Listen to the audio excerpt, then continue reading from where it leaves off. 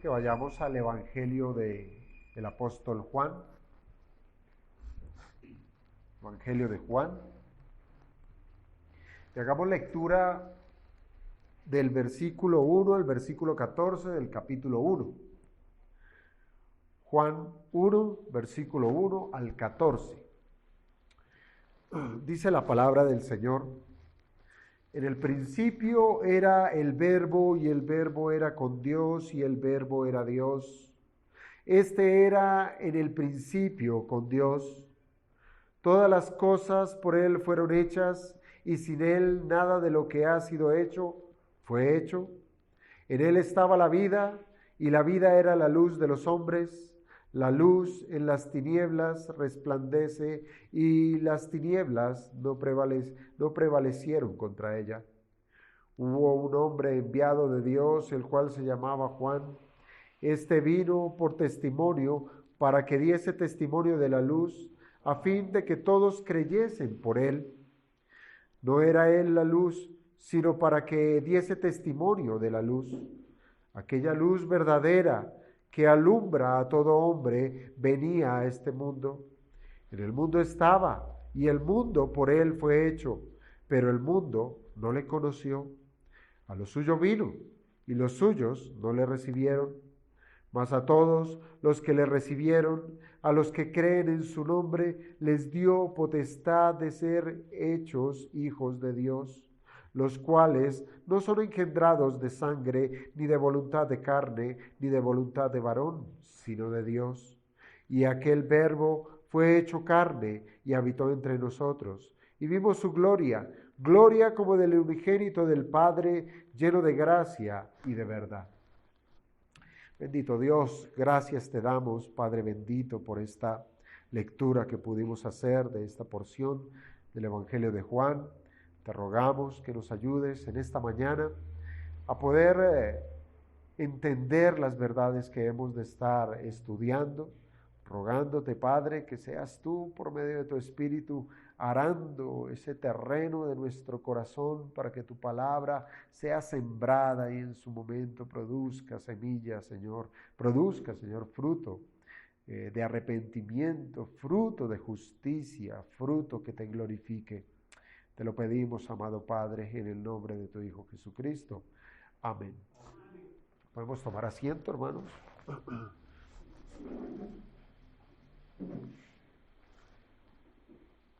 La semana pasada tuvimos oportunidad de dar inicio al estudio de este nuevo libro del Evangelio de Juan, y estuvimos estudiando prácticamente los 2 primeros versículos.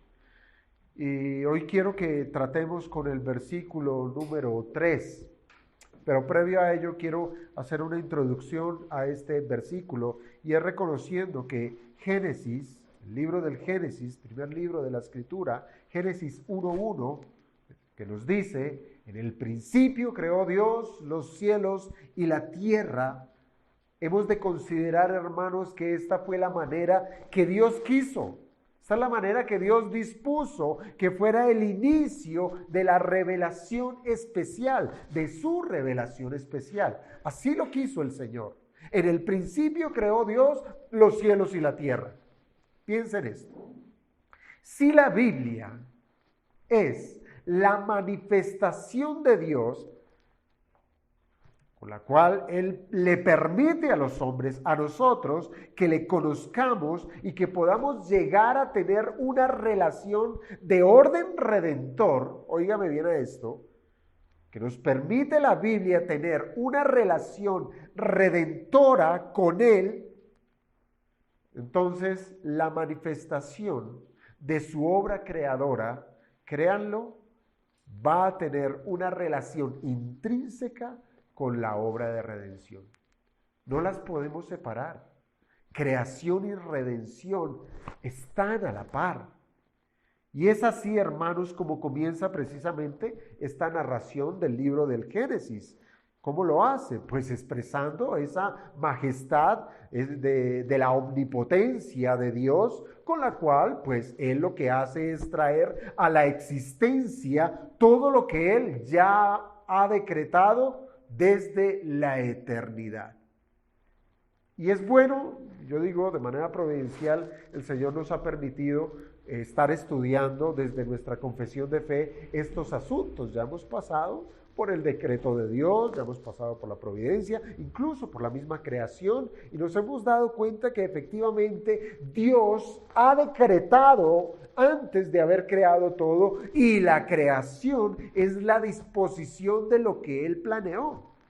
Entonces, podemos mirarlo de esta manera, considerar que los cielos y la tierra que Dios creó, hermanos, allí hay algo en particular, que es Dios, su plan eterno, trayéndolo a la existencia, donde en medio de toda la creación, crea al hombre. Y la creación del hombre, recuérdenlo bien, viene a ser ese pináculo, la cúspide de todo lo que ha sido creado. Pudiéramos considerar en cierto aspecto como un protagonismo de parte del hombre, ¿sí? Porque Dios crea todo un escenario, crea todo un lugar en el cual pone al hombre, el cual ha sido creado por Él, para redimirlo, para redimirlo. Claro que Dios es el gran protagonista. Nunca el hombre va a ser el protagonista por encima de Dios. Dios siempre va a ser el máximo, el gran protagonista de toda su revelación, la que encontramos aquí en la Escritura. Pero el hombre, como les digo, desde el momento en que él fue creado, ¿qué sucede? Es puesto por Dios mismo, no como lo más importante, pero sí sobre quien se pone la mirada de Dios, para que sea el hombre y toda su descendencia quienes voluntariamente se dispongan a adorarle a Él. Para eso nos creó Dios.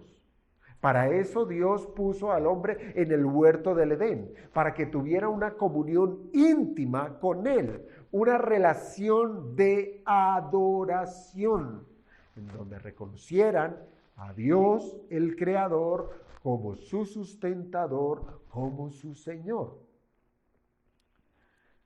Solamente Dios es quien merece todo el honor y toda la gloria sobre todo lo creado. Ni siquiera el hombre, teniendo ese privilegio de haber sido puesto como ese gran administrador de todas las cosas creadas, ni siquiera él tiene un ápice de que se le permita recibir algo de gloria. Toda la gloria es para nuestro Señor. Todo lo creado, el mismo hombre, todo ha sido diseñado para que Dios sea el receptor de la gloria. Entonces la creación juega un papel sumamente importante. Entonces cuando nosotros leemos que en el principio creó Dios los cielos y la tierra, entonces esa creación de los cielos y de la tierra no puede ser pasada por alto. No puede ser pasada por alto. Y es considerar más bien que en esa creación sobre el hombre recae sí una atención especial. Insisto, no siendo él el protagonista, pero sí viene a ser algo fundamental dentro del plan de Dios, porque sobre el hombre recae toda la atención de allí en adelante en toda la narración del Génesis. Y usted lo lee y así es. Dios crea todo lo que vemos y aún lo que no vemos, y en el sexto día crea al hombre, y de allí en adelante la narración tiene que ver con el hombre. Hasta el mismo Apocalipsis tiene que ver con el hombre, pero insisto, no como el protagonista, pero sí como una pieza fundamental para que la adoración a Dios se dé. Piensen esto. El hombre efectivamente es una criatura, ¿verdad? El hombre es creado. El hombre es puesto ¿en dónde? En el huerto del Edén. ¿Para qué lo pone el Señor allí? como un elemento decorativo, no. Lo pone allí para que gobierne, para que administre los recursos de Dios. Y luego encontramos en el desarrollo de la historia cómo el hombre cae de su estado de rectitud, de su estado de justicia. ¿Por qué? Porque el hombre pecó. Y allí es donde empieza ya a entrelazarse un tema que se ha de desarrollar a lo largo de la existencia de la humanidad. Y es la intervención de Dios, el gran protagonista. ¿Para qué? Para que se cumpla su eterno propósito de ser glorificado por el hombre. Entonces, que el hombre haya caído en pecado, que el hombre haya huido y se haya escondido, se haya alejado de Dios, no significa que el propósito grande de Dios de recibir gloria haya sido clausurado por causa del hombre. No, Dios viene ahora a intervenir para que esa criatura que lleva su imagen ahora sea redimida para que cumpla su propósito. Y para esto Dios, desde la eternidad, Él tuvo un plan. Y es lo que se conoce como el plan de redención. Él planeó redimir a ese hombre caído para hacer de su descendencia, ¿qué? Un pueblo. Ese es el gran plan de Dios, hacer un pueblo que se someta a su gobierno y que se someta de una manera libre, espontánea, voluntaria, de una manera perfecta, y así el nombre de Dios sea enaltecido. Entonces tenemos a un gran gobernador, a Dios, tenemos a un pueblo siendo gobernado por este gran Dios, y tenemos un lugar en donde esto se dé, y es la creación. De igual manera, hermanos, nosotros podemos observar este patrón en el Evangelio de Juan. Lo podemos ver, siendo una expresión más precisa, lo que nos dice el Evangelio de Juan, una expresión más precisa dentro de la revelación, de lo que se conoce como la revelación progresiva. ¿Y esto por qué? Y esto es porque se nos dice, en el Evangelio de Juan, nos habla de la preexistencia del Verbo de Dios, tema que ya estuvimos tratando la semana pasada. Que vemos cómo el Verbo de Dios desde la eternidad, desde antes de la creación, el Verbo cohabitaba con la deidad en perfecta comunión.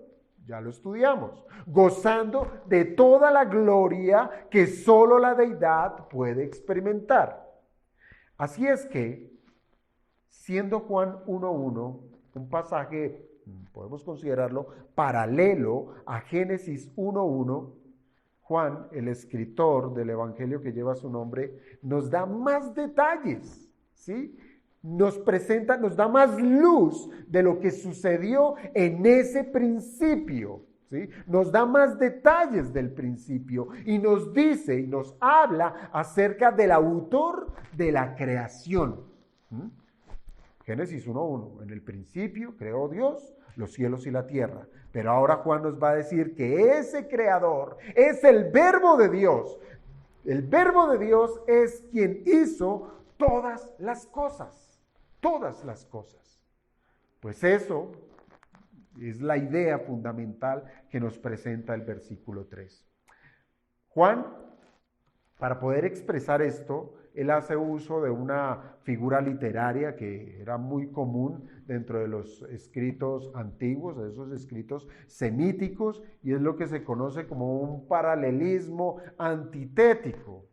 Claro, se va a tratar esto trata de un concepto sumamente técnico, pero sencillamente significa que hay una comparación. Juan va a hacer una comparación con una idea en que la va a presentar en sus aspectos positivos y sus aspectos negativos.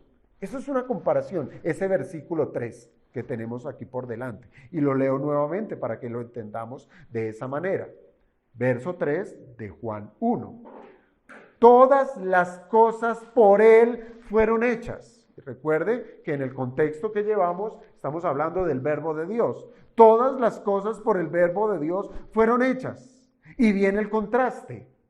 Y sin él nada de lo que ha sido hecho fue hecho. Y aquí, como les digo, tenemos dos ideas. ¿Sí? Dos ideas. Una presentada de manera positiva cuando nos dice todas las cosas por él fueron hechas, y como contraste se nos presenta una segunda declaración de manera negativa.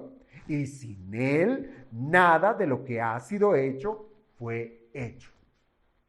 Yo quiero, de esta distinción que nos presenta esta figura literaria, quiero hacer de esos dos postulados los puntos de este sermón, donde el primer punto que hemos de tratar es ese aspecto positivo, ¿sí? El aspecto positivo en el cual pues nos continúa Juan dándonos más detalles de quién es Jesús, porque eso es el Evangelio, es darnos la respuesta de quién es Jesús. Y en este caso nos dice de manera positiva que Jesús es el verbo creador de todo. Entonces tenemos ya más elementos para poder ayudar a nuestro entendimiento y a nuestra fe para poder responder a la pregunta, ¿quién es Jesús? Y Jesús es el creador. La segunda parte, que va a ser nuestro segundo punto del sermón, la vamos a desarrollar como lo presenta. Me refiero, como lo muestra es de una manera negativa, lo presenta como si sin él, como sacara a Jesús, sacara el verbo de Dios de la ecuación de la creación, pues necesariamente hemos de observar esta segunda parte como la consecuencia que produce si Cristo no fuese el creador de todas las cosas. Y yo no sé si esto alguna vez lo hemos pensado. ¿Qué hay? Bueno, primero, hemos considerado que Cristo es creador. Segundo, ahora hemos considerado si Cristo no hubiese sido creador.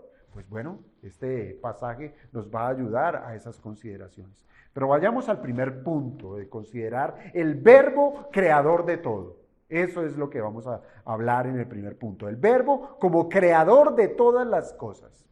Miren, la Biblia, el libro que ustedes tienen allí en la mano, este libro nos fue dado a través de los siglos por la escritura de diferentes autores humanos, claro, divinamente guiados por el Espíritu Santo para que escribieran efectivamente lo que Dios quería revelar para la humanidad, ¿sí? Entonces tenemos una escritura que abarca muchos siglos.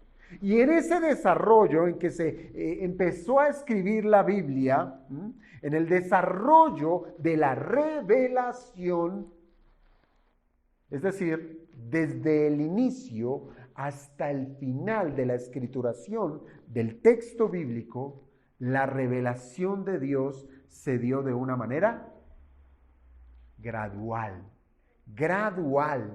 Así es que, si quisiéramos apreciar con más detalle el autor de la creación, de aquel, en el principio creó Dios los cielos y la tierra, para verlo con más detalle debemos asirnos del Nuevo Testamento, en donde tenemos más luz. Claro, hemos de entender que el Antiguo Testamento es palabra de Dios y que ciertamente nos da luces, nos da entendimiento, pero la claridad va a ser conciliada con el Nuevo Testamento.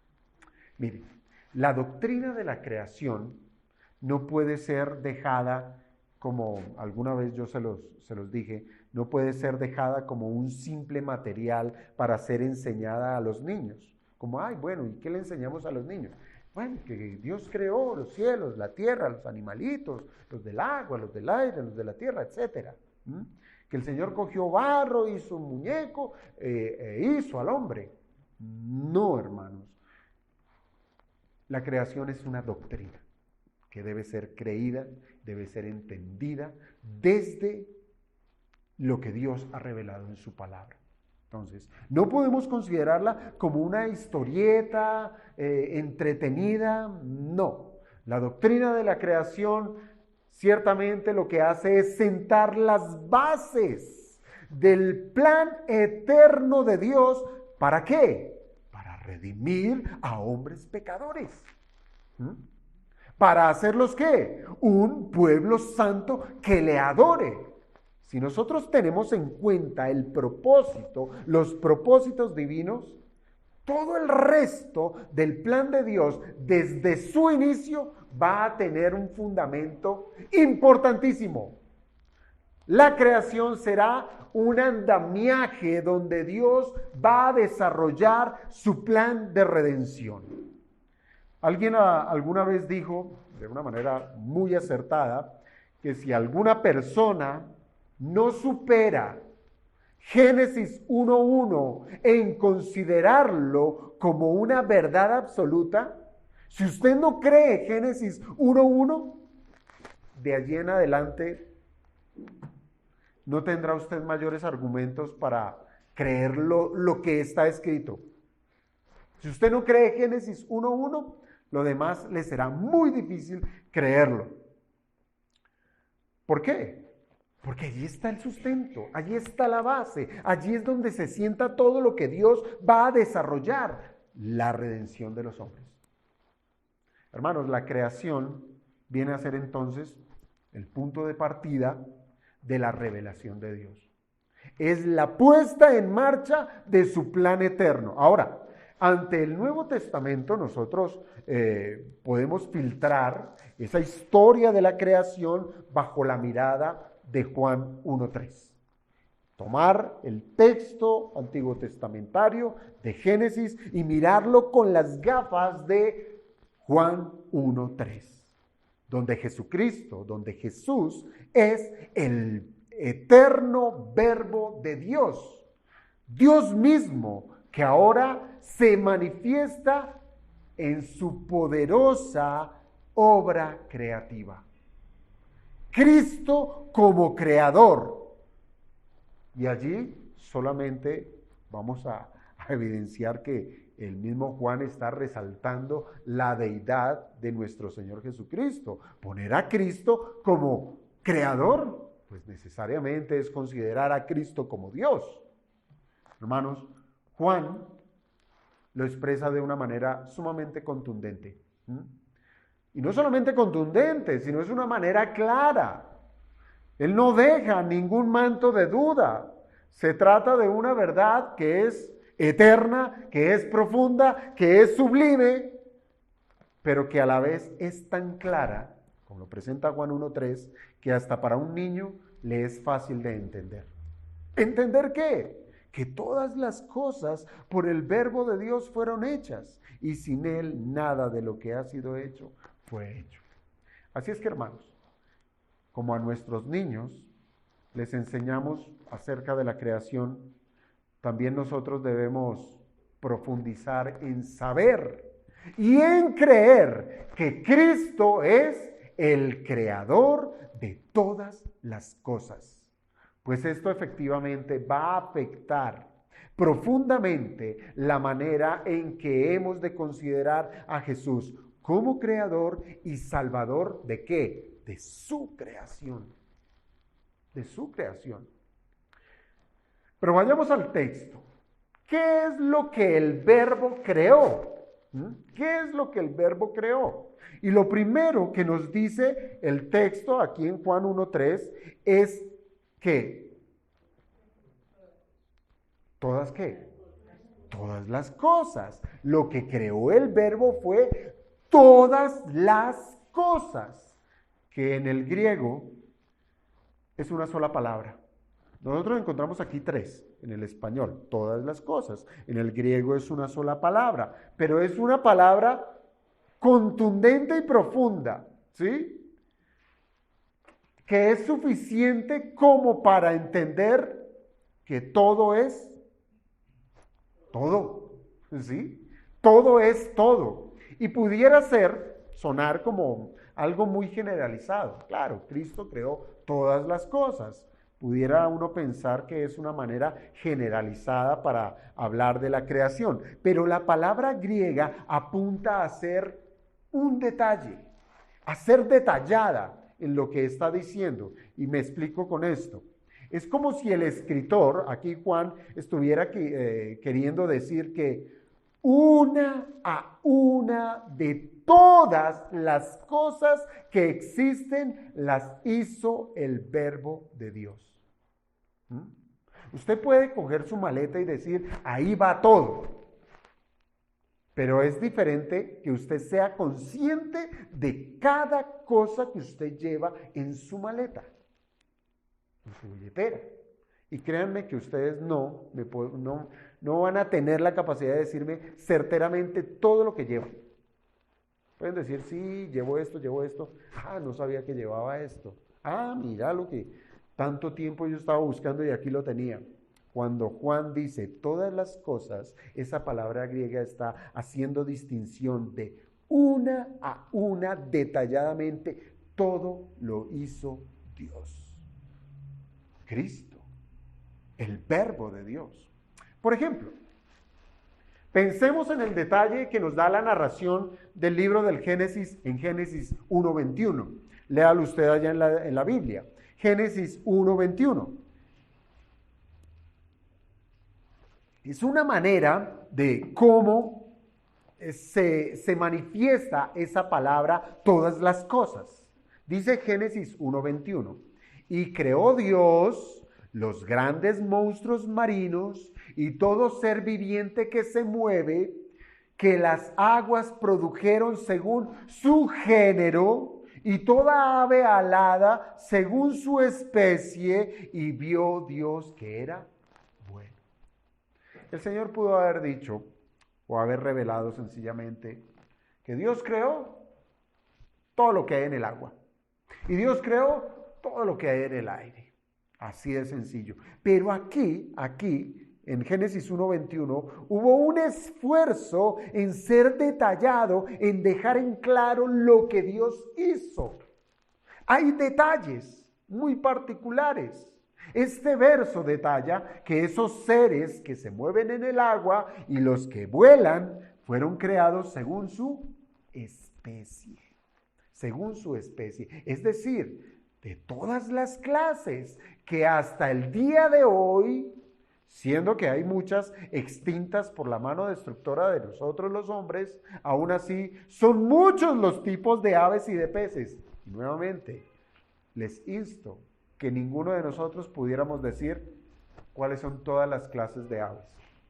Usted piensa en la gallina, en el loro, pero se queda corto de todo lo que Dios creó.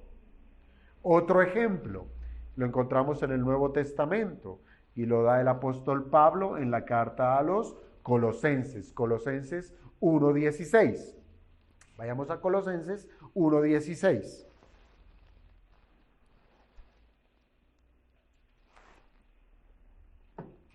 Colosenses 1:16. Porque en Él, aquí tenemos a Cristo, fueron creadas todas las cosas, las que hay en los cielos y las que hay en la tierra. Y aquí viene esa particularidad de detalle, visibles e invisibles, sean tronos, sean dominios, sean principados, sean potestades, todo fue creado por medio de Él y para Él. Aquí lo que el apóstol Pablo prácticamente nos está diciendo es que él va más allá. Él va al detalle, va a ese detalle que nos dice la palabra, todas las cosas. Y con ese detalle nos quiere decir que Dios creó, efectivamente, o va más allá que decir que Dios creó los cielos y la tierra. Y se extiende a revelar que Cristo es el creador de lo que en los cielos y en la tierra hay. Y fíjese que se centra en enunciar ciertas cosas que son netamente espirituales e invisibles, que ni siquiera ustedes y yo podemos observar. Él va a los tronos, a los dominios, a los principados y a las potestades que Cristo creó.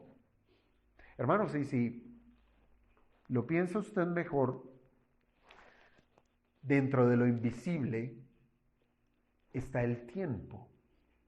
Cristo creó el tiempo. haciéndose Él Señor del tiempo y Señor antes del tiempo, porque ya sabemos que Cristo es eterno. Él es el Señor de todo lo que hay. Todo esto, hermanos, es lo que encierra esa expresión, todas las cosas. Y pudiéramos quedarnos aquí, no sé cuánto tiempo, citando todo lo que Dios creó.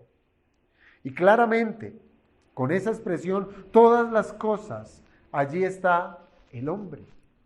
Allí está el hombre que ha sido creado de una manera tan especial, porque recuerden que lo que Dios creó en esos 6 días, excepto al hombre, dijo, sea la luz, y la luz se hizo, pero el hombre, la particularidad de la creación del hombre, hubo allí un especial cuidado de Dios, porque nos insta, lo que nos dice la Escritura, es que fuimos diseñados por Dios de manera que sus huellas quedaran impregnadas en el hombre, lo que es llevar la imagen de Dios. ¿Para qué? ¿Por qué Dios tuvo esa preparación especial para con el hombre? ¿Por qué Cristo, el Creador, tuvo cuidado especial de hacer a los seres humanos para llevar la imagen de Dios mismo? Bueno, para que tengamos una relación especial con nuestro Creador. Especial con nuestro Creador. Y no solamente con nuestro Creador, sino con las demás criaturas. Y que nos relacionemos con toda su creación. Y con esto en mente, nunca deberíamos desligar que fuimos creados para glorificar a Dios y para administrar su creación. Juan Calvino, en uno de sus comentarios, él llegó a decir que la creación, el universo, es el teatro de Dios, el lugar donde su gloria, la gloria de Dios, es manifiesta. ¿Sí? Y ahora pregunto, ¿y quién es el autor de semejante despliegue de poder, de inteligencia y de suma sabiduría? Pues el verso responde, todas las cosas por Él fueron hechas. Y claramente está haciendo referencia al versículo 1 y 2, donde se alude al ser divino, al ser eterno, que está en perfecta comunión con el Padre, quien recibe el nombre de el Verbo. El Verbo. Lo que Juan tiene por decirnos con la expresión, todas las cosas por Él, esa expresión, por Él, hermanos, esto evidencia la función creadora del Verbo de Dios en relación con la Trinidad.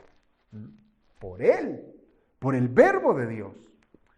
Es común cuando uno lee acerca de la creación o le enseñan a uno acerca de la creación, es común atribuirle el acto creativo ¿a quién? A Dios el Padre. A Dios el Padre. Pero la evidencia escritural deja por hecho que hubo una cooperación en las personas de la Trinidad, porque creemos que Dios es uno en 3 personas.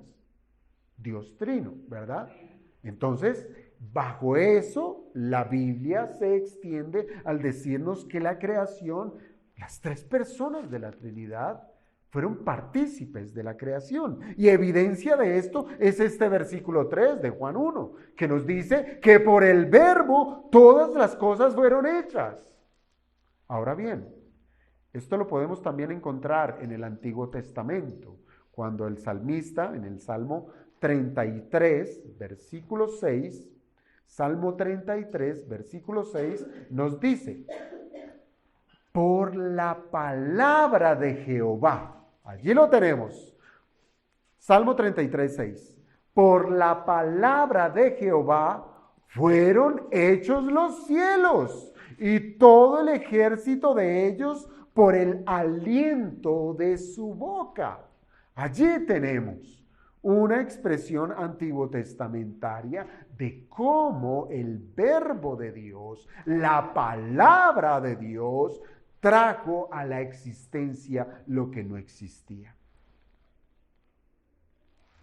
Jesús, esa persona a la cual rogamos que nos salve, Jesús es la expresión poderosa del propósito creativo de Dios el Padre. Jesús es el Logos de Dios, es la sabiduría de Dios, es su palabra poderosa que lleva a la existencia el propósito creativo del Padre. Todo lo que el Padre pensó, todo lo que el Padre diseñó, por el Verbo fue hecho. Por su palabra fue hecho. Su autoridad se hace sentir en esa potente voz cuando en Génesis podemos leer, sea. Allí está el verbo operando, allí está el verbo de Dios actuando su obra creadora, sea. Y lo que no existía por la autoridad del verbo vino a la existencia. Poderoso es nuestro Salvador. Poderoso es Jesucristo. Así es que, hermanos, cuando leamos este versículo 3 de Juan 1, tenga siempre en cuenta que ese por Él, dice todas las cosas por Él, presenta a Jesús como la fuente creadora de todo lo que existe. Él es la fuente creadora de todo lo que existe. Y hermanos, y si somos capaces de entender esto y aún más de creerlo, esto cobrará mayor relevancia en saber que el Creador vino a relacionarse con sus criaturas de la manera más profunda posible. Y es como Salvador de nuestros pecados. El Creador viene a la criatura a salvarle, a redimirle. Esto es algo que de verdad debiera hacernos temblar. Obra de sus manos. Estuvimos en el pensamiento de Dios, en su exuberante y más profundo pensamiento, que fue llevado a la existencia por el verbo de Dios. Y ahora, por causa de la caída, el Creador viene a la criatura a salvarle. Así es la encarnación, hermanos. Esa es la encarnación, la cual resultará en una expresión de amor de Dios al no desampararnos. ¿Recuerda la doctrina de la providencia? Que Él tiene cuidado de todo lo creado. Una expresión es cómo el Creador viene a cuidar lo que Él creó. Volvamos por un instante a la carta de Pablo a los Colosenses, en ese versículo 16 del capítulo 1. Ese verso 16, al finalizar ese verso 16 del capítulo 1, nosotros encontramos que Pablo dice, todo fue creado por medio de Él y para Él. Por medio de Él y para Él. Y con esto, hermanos, hemos de entender que Jesús no solo es el medio de la creación, porque si nos quedamos solamente con ese entendimiento que Él es el medio, pues vamos a estar cortando elementos fundantes de la deidad. No solamente es el medio de la creación, sino que también es la fuente de la creación. Pero además de eso, Pablo nos está diciendo que Jesús es el fin o es el propósito de la misma, de la creación. Ustedes y yo somos el propósito de que Cristo nos haya creado. En otras palabras, si nosotros entendemos para qué estamos acá, hemos de considerar que su creación es buena. Usted dirá, pero hay tanto malo, hay tanto asesino, hay lo que sea, tanto pecado. Pero si consideramos realmente que el propósito de Dios es que Dios creó al hombre para su gloria, allí ya cobra una relevancia especial su creación. Y esta creación, piénselo usted, en este mundo en que nosotros pisamos y que nos aprovechamos de sus recursos, pues debiéramos considerar seriamente que se trató de la obra de Cristo, la cual con su poder y amplitud de sabiduría, Él creó para venir a encarnarse. Él lo que hizo, vino a usarlo. Él no se desprendió de su creación. Este es su mundo, el cual fue estropeado ¿por quién? Por el hombre, por el pecado nuestro. Hemos dañado la obra de sus manos. Incluso nos hemos dañado a nosotros mismos y hemos dañado a nuestros semejantes. Y el Señor descendió del cielo. ¿A dónde? A su propiedad. A su propiedad, a su creación. Descendió del cielo, ¿para qué? Para corregir la debacle producida por el pecado. Y como lo dijo un antiguo cristiano, Él, el Señor, se encarnó para mostrar las maravillas de su amor redentor. ¿Pero a dónde? A su propiedad.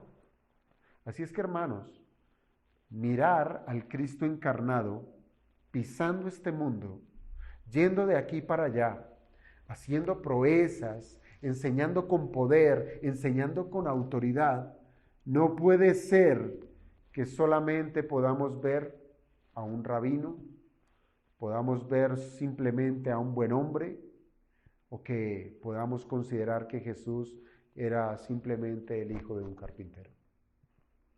Estamos viendo al Creador del mundo en su creación. La sencillez de Cristo, su humildad, estos elementos que lo caracterizaron estando aquí en la tierra, en su humanidad, allí en su humanidad estaba contenida la majestad de Dios, del Dios creador, del Dios poderoso, del Dios que abre su boca y lo que dice se hace. Y lo vemos manifiesto en carne, amando a su creación. Y que Él no escatimó, piensen esto, Él no escatimó en venir al mundo creado para manifestar su gloria, pues su sola presencia vino a expresar la gloria de Dios para nosotros. Él es Jesús, Él es el creador de todas las cosas. Ahora, pregúntese usted, ¿y qué si Cristo no fuera el creador? ¿Lo ha pensado? ¿Lo ha considerado? ¿Qué si Cristo no hubiese sido el creador? Bueno, esta es la segunda parte del versículo. Y esta última parte del versículo 3 lo que hace es resaltar la misma idea de la primera porción, ¿sí? Que Cristo es creador, pero, como les digo, en un sentido contrario, en un sentido negativo. Y se puede asumir como esa consecuencia que produce si Cristo no fuese el creador de todas las cosas. Nos dice Juan, y sin Él, sin el Verbo de Dios, nada de lo que ha sido hecho fue hecho. Una inferencia de este texto, de anular a Cristo como creador, es considerar al Verbo simplemente como un medio. Bien les dije, no podemos decir que solamente el Señor fue un medio, sino que fue la fuente misma de la creación y el propósito de la creación. Pero considerar al Señor, al Verbo de Dios, simplemente como un medio, es como si se tratara puramente de un instrumento en las manos de Dios, y de ser así, sería considerar a Cristo como un ser creado que se sometió al Padre. Y no es así. Lo que nos está diciendo el texto es que el verbo es Dios. Y en Él, en Cristo, en el verbo, está la capacidad propia de la deidad para crear. No piensen en la creación como repartámonos las tareas entre nosotros tres. Usted hace esto, yo hago esto y yo hago esto. Los tres son un Dios. Y en los tres está la capacidad de la deidad. Así es que si pudiéramos, cuan siquiera, ser arrojados en imaginar que lo que podemos ver, que el maravilloso mundo en el cual nosotros vivimos fue causado por, qué sé yo, una explosión o por una casualidad de la suma de algunos eventos cósmicos, o como lo pensaron algunos filósofos griegos en su momento, que creían que lo único bueno es lo espiritual y que por ende lo material es malo, lo que les llevó a concluir que si Dios es bueno, no pudo haber creado el mundo físico. Entonces, tener estas consideraciones, imaginar esto, es anular a Cristo.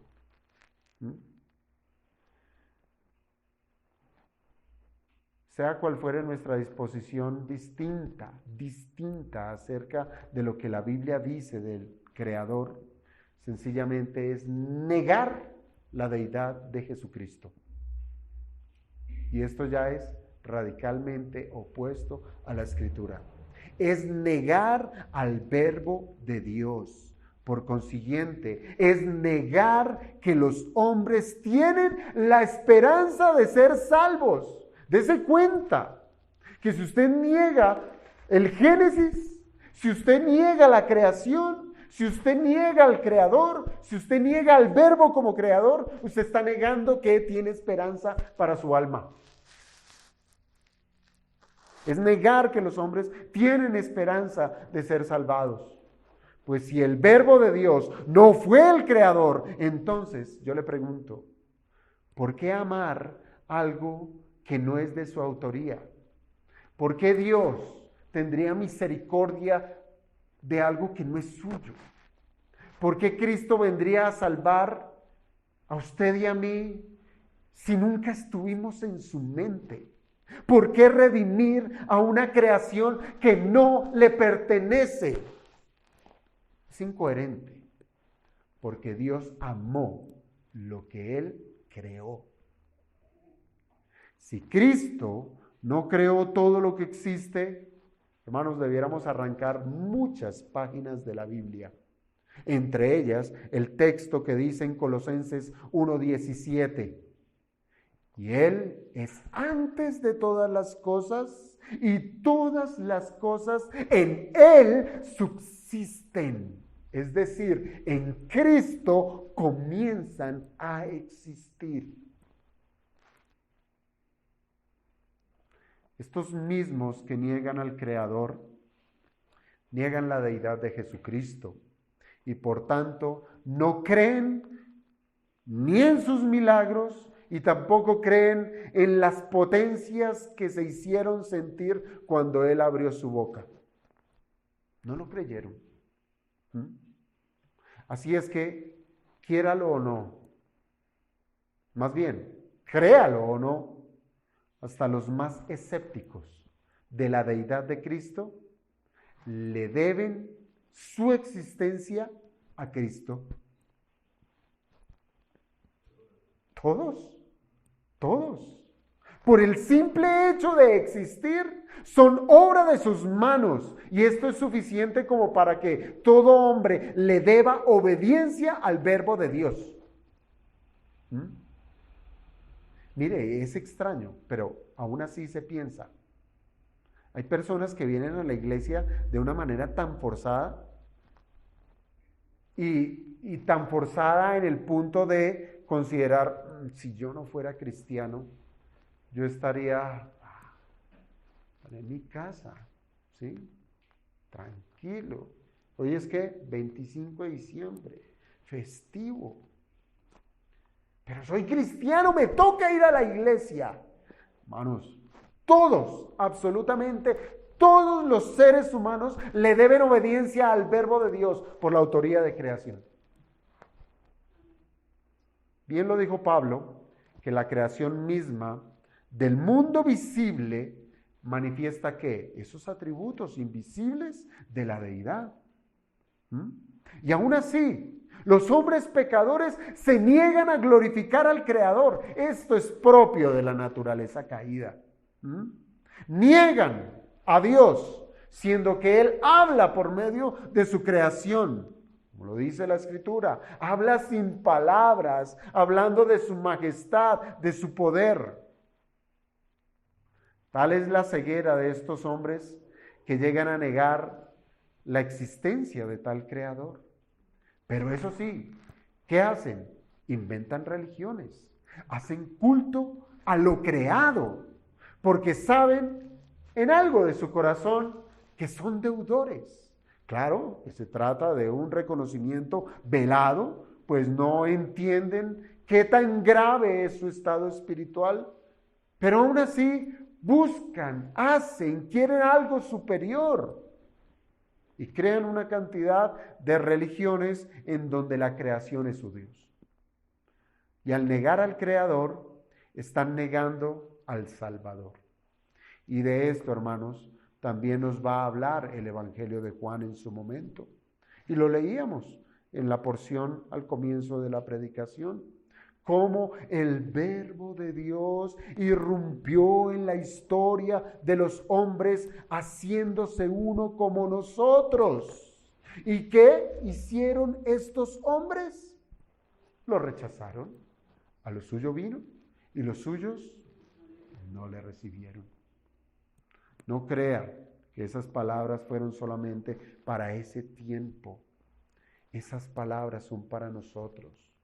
¿Qué tanto de nosotros hoy en este momento hemos considerado a Cristo como ese creador soberano que nos ha creado para un fin?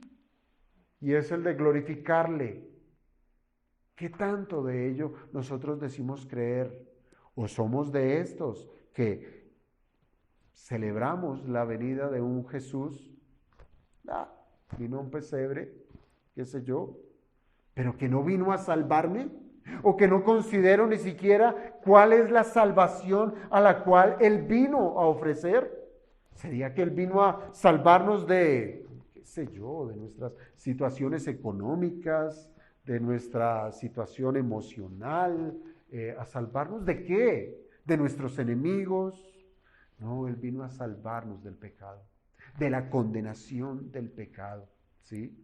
Y Él usa su creación para venir en medio de ella, de lo que Él creó, para salvarnos. Y con esa potente voz que dijo, sea, también nos llamó. Y nos dijo, ven. Y fuimos. El Señor le dijo a Pedro, ven. ¿Qué hizo Pedro? Dejó sus redes y fue. Y así llamó a uno de sus discípulos, nos llamó a nosotros, nos dijo, ven. Y fuimos, porque su voz es potente y trae a la existencia lo que no era. Muertos espirituales, nos trae vida espiritual. ¿Para qué? Para salvarnos. ¿Para qué? Para redimirnos. ¿Para qué? Para glorificarle. Para glorificarle. Si es que miren, hermanos, podemos llegar a ser tan laxos, podemos llegar a ser tan simples, que podemos hacernos una imagen equivocada de nuestro Salvador. Muy equivocados pudiéramos estar haciéndonos una imagen inventada. Le pedimos que venga a nuestro encuentro. No tardes tanto, Jesús, ven. ¿Sí o no? Así de laxos, así de livianos podemos llegar a ser. Le pedimos que venga a nuestro encuentro, pero lo hacemos ven, bajo mis términos. Bajo mis términos. Pues decimos gozar de algunos privilegios terrenales, de los cuales no estamos dispuestos a abandonar. Señor, ven. Pero el domingo estoy ocupado. Señor, ven, pero estoy trabajando. Señor, ven, pero es que me voy a casar. Señor, ven, pero. Bajo nuestros términos. No estamos dispuestos a abandonar lo que nos ata en esta tierra. Y esto es porque nos creemos señores. Nos creemos señores. Y dentro de ese supuesto señorío, el cual creemos tener, llegamos a pensar que Jesús ha de someterse a lo que decimos, a lo que, sí, decimos que es nuestro tiempo, nuestro dinero, nuestra salud, nuestra familia, nuestro trabajo, etcétera. Jesús, ven, eso sí, ven, bendíceme. Hermanos, es un completo absurdo pensar de este modo, siendo que Jesús es el creador de todo lo que existe y por lo tanto todo le pertenece. Así es que nosotros mismos, aún nosotros mismos, le pertenecemos a Él. Así es que no hay ningún término humano que nosotros podamos negociar con el creador dueño de esto para decir, ven y sálvame. A mi manera. No. Todo lo creó Él para su gloria. Él es el Señor de todas las cosas y Él tiene toda la autoridad de administrar, y óigame bien a esto, sus recursos como a Él le place. No lo olvide. El Salvador es también creador. Es creador. Y todo lo que Dios creó lo ha dispuesto para su gloria. Así es que no nos envanezcamos en decir que somos merecedores de lo que tenemos, pues todo es de Cristo. Él es creador. Ahora, por otra parte, también puede suceder, hermanos, que hoy en día usted haya confiado en Jesús para ser salvo. Y naturalmente esto es maravilloso. Y aunque muchas veces hemos dicho que este mundo está entumecido por causa del pecado del hombre, y aún muchas veces también hemos dicho que vivimos en un lugar hostil para nuestras almas, hermanos, no podemos olvidar que esta creación la hizo el Señor. La hizo el Señor. Y usando la idea de Calvino, este mundo, hermanos, este mundo es el escenario donde el eterno y poderoso Dios manifiesta su gloria en todo lo que Él ha creado. Solo basta es que usted salga y mire hacia arriba. Y usualmente, ¿qué decimos? Qué solazo tan cansón, ¿no? Qué calor tan insoportable. Y usted ve nublado y lloviendo. Y ahora ese frío tan tenaz. Mire, todo oscuro. Mientras que el salmista dijo, los cielos cuentan, ¿qué? La gloria de Dios. Y el firmamento anuncia la obra de sus manos. Está diciendo, yo soy el poderoso Dios que creó todo. Y esto nos debiera llevar a reflexionar que así como es de poderoso de hacer de la nada lo que podemos ver, también es poderoso para transformar nuestras vidas, que están en un declive espiritual. También el salmista dijo, cuando veo tus cielos, obra de tus dedos, la luna y las estrellas que tú formaste, digo, ¿qué es el hombre? ¿Para qué? Para que tengas memoria de él. ¿Qué somos? Para que Dios tenga memoria de nosotros. Yo creo que aquí es fundante. Cuando Dios creó todo, Él no estaba, ¿ahora qué hacemos? Porque en esta soledad de la eternidad, porque usualmente pudiéramos llegar a considerar que la eternidad antes de lo creado es soledad. Y ya lo vimos, que no es así. El Verbo estaba cara a cara con Dios, en perfecta comunión, disfrutando de la eterna gloria. No necesitaba de nada. Es pleno en esa eternidad. Y en esa perfecta eternidad, saque la figura de tiempo, saque esa variable, porque no existe en ese momento, y aún me equivoco en hablar de momento. Estamos hablando de eternidad, donde no hay tiempo. Por la eternidad, el majestuoso Dios, el Verbo, la sabiduría perfecta de Dios, los tenía en mente. En mente. Usted puede estar pensando en el almuerzo. Y seguramente si se distrae, aquí hablo de una manera sarcástica, si usted se distrae escuchándome, se le olvidó el almuerzo. A Dios jamás se le olvidó que en su mente estaba el hombre. Usted y yo en la mente de Dios. Por eso el salmista pregunta, tanta maravilla que hay en lo que has creado, ¿y ahora qué es el hombre? Para que tú tengas memoria de él. Y debiéramos saber responder a esa pregunta. Y es que su visitación la responde completamente. La gloria de Dios manifestada en carne para la salvación de los hombres. Esa es la respuesta.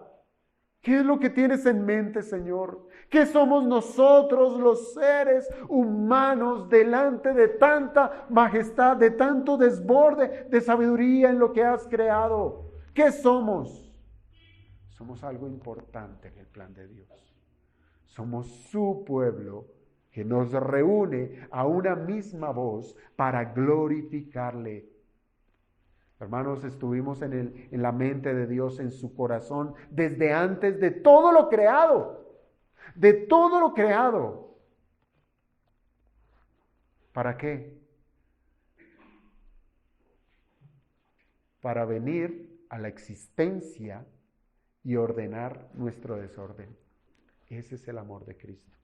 Vino a ordenar nuestro desorden para hacer de este universo, más específicamente de esta tierra, la que Él hizo, el lugar donde sus redimidos se reunirán para adorarle por toda la eternidad. Nuestro Cristo no falla, su plan perfecto lo llevará a cabo y hoy Él está instruyendo a su pueblo, llamándole, santificándole, edificándole, para que en ese día, donde Él redima toda su creación, lleve todo a la perfección de donde no hay pecado. No hay pecado. Así es que, hermanos, la consideración es que no debiéramos seguir mancillando la obra de las manos de Dios. No mancillemos su obra.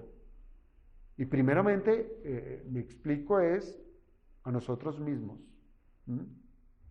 Guardémonos día tras día. ¿Para qué? Para que nuestro Creador, cuando Él venga por segunda vez a pedir cuenta de nosotros, que somos sus mayordomos, nos halle haciendo la tarea, nos halle haciendo su voluntad. Somos administradores de su creación, que no usurpemos un lugar que no nos corresponde y que dentro de ello, allí está nuestro corazón, el cual debemos guardarlo para el Señor. Es solamente para nuestro Señor Jesucristo, quien es el medio, la fuente y el propósito de todo lo creado.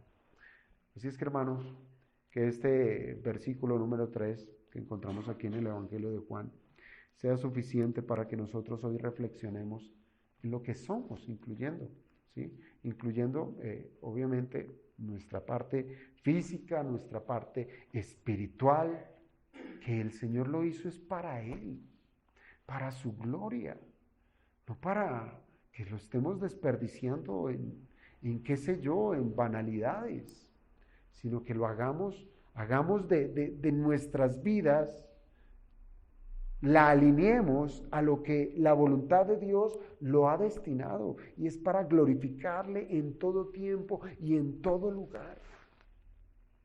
No nos dejemos distraer de este mundo, que cada vez tiene más artimañas, más elementos para distraer a la humanidad. Y allí los tiene, ¿sí? Como el lorito, el mono, que con un maní lo distraen y allí lo tienen.